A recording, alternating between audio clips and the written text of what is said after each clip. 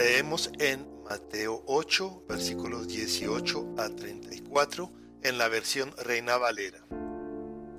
Viéndose Jesús rodeado de mucha gente, mandó pasar al otro lado. Y vino un escriba y le dijo: Maestro, te seguiré a donde quiera que vayas. Jesús le dijo: Las zoras tienen guaridas y las aves del cielo nidos, mas el Hijo del Hombre no tiene donde recostar su cabeza. Otro de sus discípulos le dijo: Señor, permíteme que vaya primero y entierre a mi padre. Jesús le dijo: Sígueme, deja que los muertos entierren a sus muertos. Y entrando él en la barca, sus discípulos le siguieron. Y he aquí que se levantó en el mar una tempestad tan grande que las olas cubrían la barca, pero él dormía. Y vinieron sus discípulos y le despertaron diciendo: Señor, sálvanos, que perecemos. Él les dijo: ¿Por qué teméis, hombres de poca fe? Entonces, levantándose, reprendió a los vientos y al mar, y se hizo grande bonanza. Y los hombres se maravillaron diciendo: ¿Qué hombre es este, que aun los vientos y el mar le obedecen?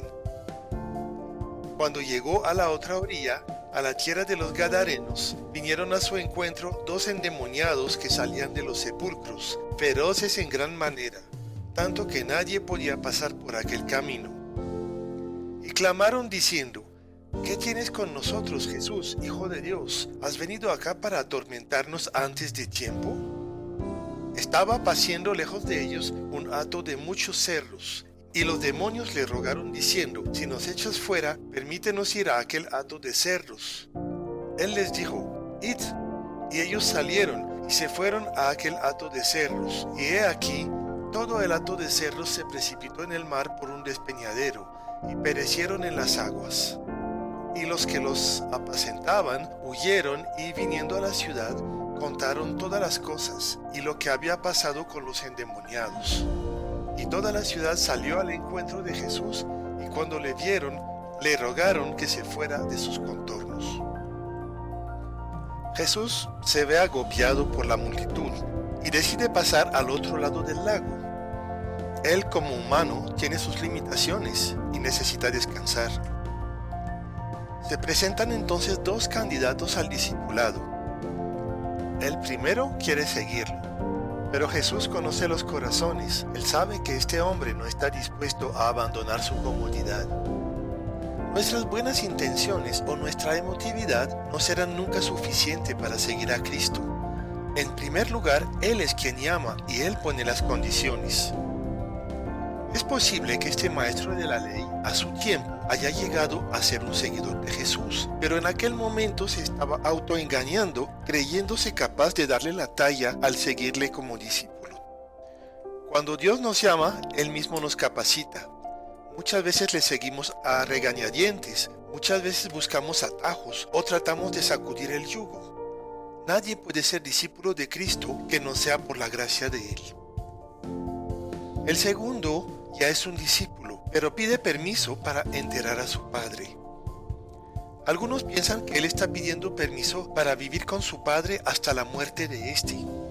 Otros piensan que quiere esperar que terminen los rituales del duelo, que duraban un año. Lo cierto es que no dice: mi padre acaba de morir. Bueno, sea como sea, este hombre tiene un serio problema de prioridades. Permíteme ir primero. El que pone los deberes familiares en primer lugar siempre estará muy ocupado.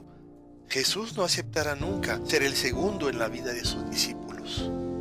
Bueno, luego se suben en la barca y empiezan a cruzar el lago. Jesús está agotado y se duerme. Este llamado Mar de Galilea es de un tamaño de como 5 veces la superficie del lago de Tota en Colombia, o sea que no es ningún océano. Pero está rodeado de colinas y sus tempestades pueden ser muy impresionantes.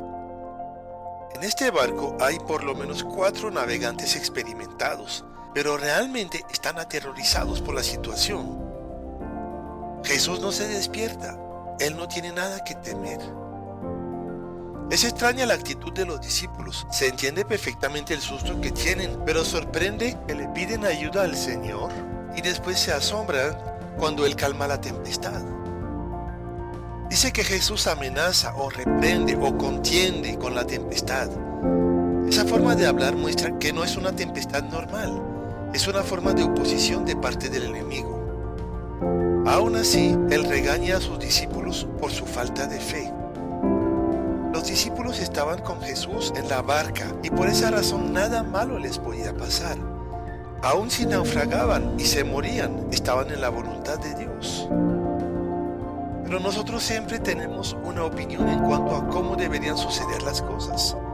Tenemos un plan para nuestras vidas, solamente que los planes de Dios son diferentes, incluyen tempestades y aún naufragios, y tampoco podemos decidir el momento ni las circunstancias de nuestra muerte. Somos gente de poca fe y la tenemos que aprender por medio de dificultades y de problemas. Así que llegan a la ciudad de Gadara. Los habitantes de este lugar son griegos que se establecieron allá en el tiempo de Alejandro Magno. Ellos no respetaban las costumbres judías. Allí se encuentran con dos endemoniados. Marcos y Lucas nombran solamente uno, pero Mateo estaba ahí y recuerda que eran dos. Esos hombres eran muy atormentados por demonios. En el mundo cristiano hay dos pensamientos extremos en cuanto a los demonios.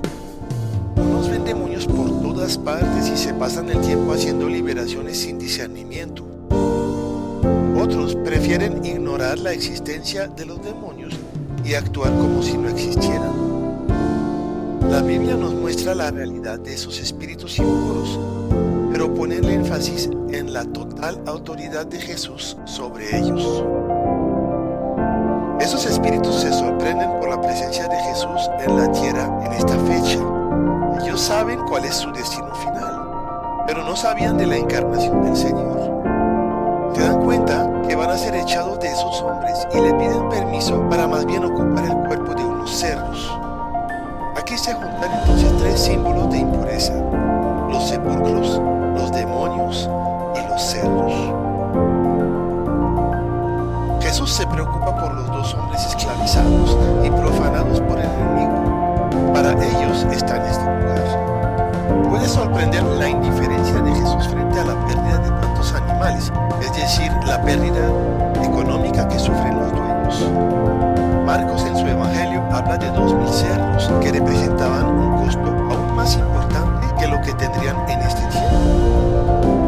Probablemente a los ojos de los discípulos solamente eran animales inmundos que nadie iba a lamentar, pero Jesús tenía una mirada mucho más amplia. Por una parte creo que él quería evidenciar la malignidad y peligrosidad de esos espíritus. Muchas veces minimizamos el daño. En estos dos hombres había tantos demonios como para matar a 2000 cerdos.